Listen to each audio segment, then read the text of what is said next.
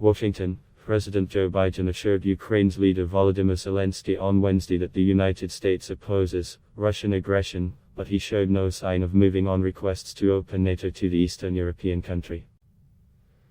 The United States remains firmly committed to Ukraine's sovereignty and territorial integrity in the face of Russian aggression and our support for Ukraine's Euro-Atlantic aspirations, Biden told the Ukrainian president in the Oval Office.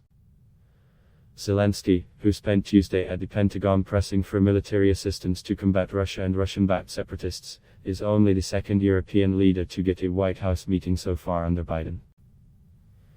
The coronavirus pandemic and a hectic first 7 months of the administration mean Biden has had few foreign visitors. Even Zelensky's meeting was delayed by 2 days due to the tense withdrawal from Afghanistan, completed Monday.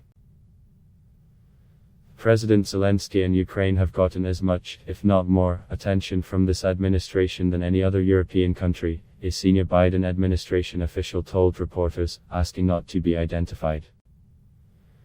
The White House visit was undoubtedly a triumph for Zelensky, who has been trying to line one up since he took office in 2019. A former comedian virtually unknown in the West, he found himself caught in a domestic political firestorm when then-President Donald Trump asked him to launch a spurious corruption probe into Biden's family ahead of the 2020 US presidential election. Accusations that Trump tried to block military aid to Ukraine to pressure Zelensky sparked an impeachment of the Republican. The hard reality facing Zelensky, however, is that his most ambitious goals for the US-Ukrainian relationship face slow going. In the Oval Office, he raised his government's top strategic dream, membership in the NATO military alliance. I would like to discuss with President Biden his government's vision of Ukraine's chances to join NATO and the timeframe, he said.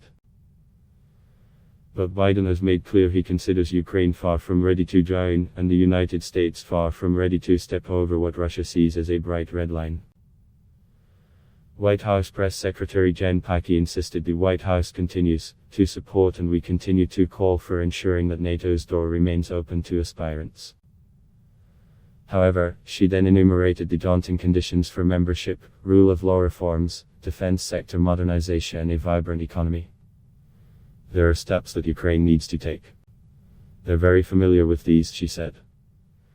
Zelensky has also been hugely disappointed by Biden's decision to waive US sanctions intended to block completion of Russian state energy behemoth Gazprom's Nord Stream 2 natural gas pipeline.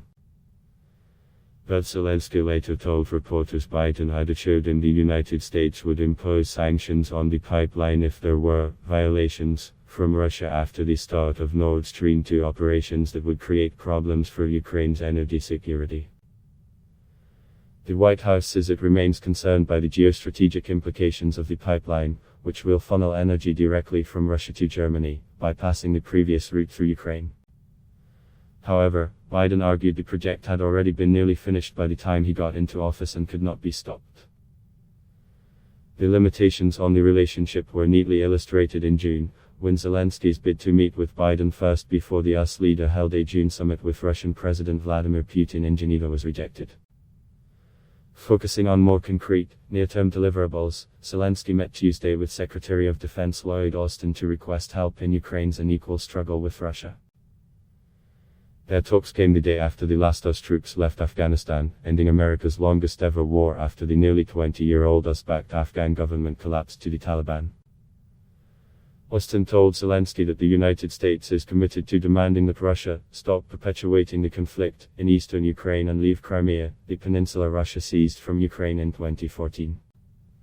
He highlighted a new $60 million package for Ukraine that includes Javelin anti-armor systems. He said the United States has committed $2.5 billion for Ukraine's defense since 2014, when Russia intervened as Ukraine turned increasingly towards the west. Ad block test why?